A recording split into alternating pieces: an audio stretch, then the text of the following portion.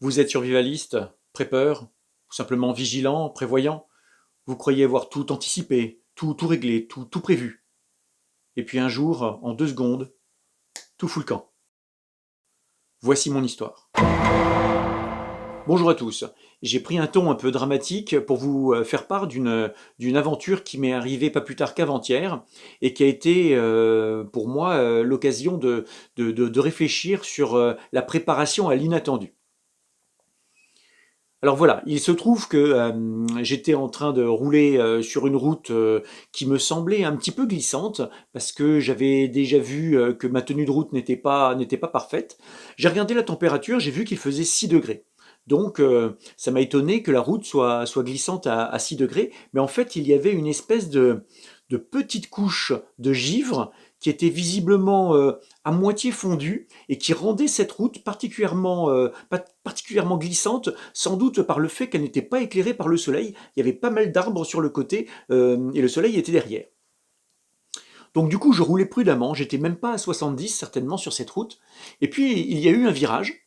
Et là, ma voiture est partie dans tous les sens. Il m'a fallu trois contrôles, trois braquages, contre-braquages, pour réussir à remettre la voiture dans le bon sens, enfin, sur la bonne voie. Et voilà. Heureusement, il n'y avait personne en face et j'ai pu continuer ma route sans trop de difficultés en roulant hyper prudemment.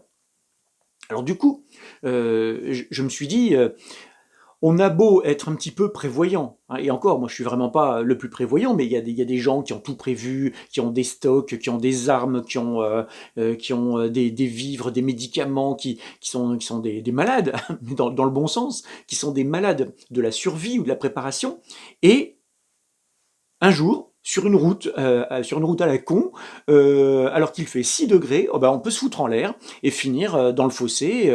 Alors moi, je n'allais déjà pas très vite avant parce qu'il y avait eu des signes sur la route qui me laissaient penser que ça pouvait être très glissant. Mais si jamais il n'y avait pas eu de signes avant, j'aurais pu arriver à 90 dans ce virage et me foutre en l'air. Ça aurait pu être franchement très grave. Alors, je me suis dit, comment se préparer à l'inattendu? Eh bien, en fait, par définition, on ne peut pas.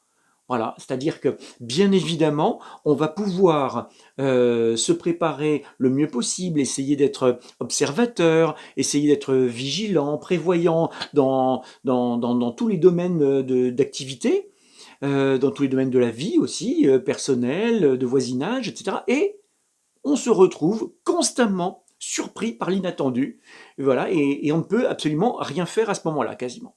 Alors moi, il se trouve que je me suis demandé a posteriori ce qui m'avait permis de rétablir la voiture, j'allais dire aussi facilement. Hein, je suis pas un pilote, mais j'ai fait, je crois, ce qu'il fallait pour que la voiture ne parte pas dans le fossé. En fait, il se trouve qu'il y a maintenant plus de 10 ans, peut-être même 15 ans, je faisais un peu de karting et j'en ai pas fait beaucoup, mais j'y allais régulièrement pendant une période. Et c'est vrai que le kart a tendance à partir dans les virages comme ça et on peut apprendre à contrôler une voiture en ayant un petit peu fait de karting et en ayant anticipé un peu la façon d'agir de la voiture dans un virage.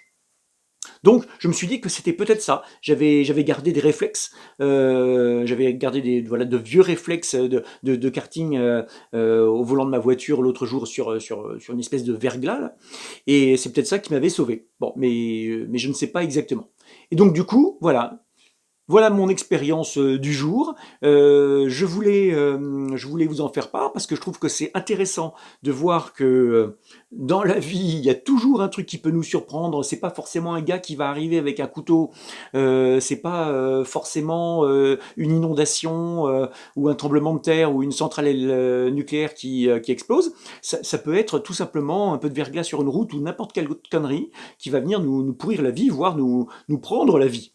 Alors, si vous avez des expériences, si vous avez des anecdotes, des trucs sympas à nous faire part, eh bien écoutez, mettez-les en commentaire et puis ce sera l'occasion de réfléchir sur le sujet.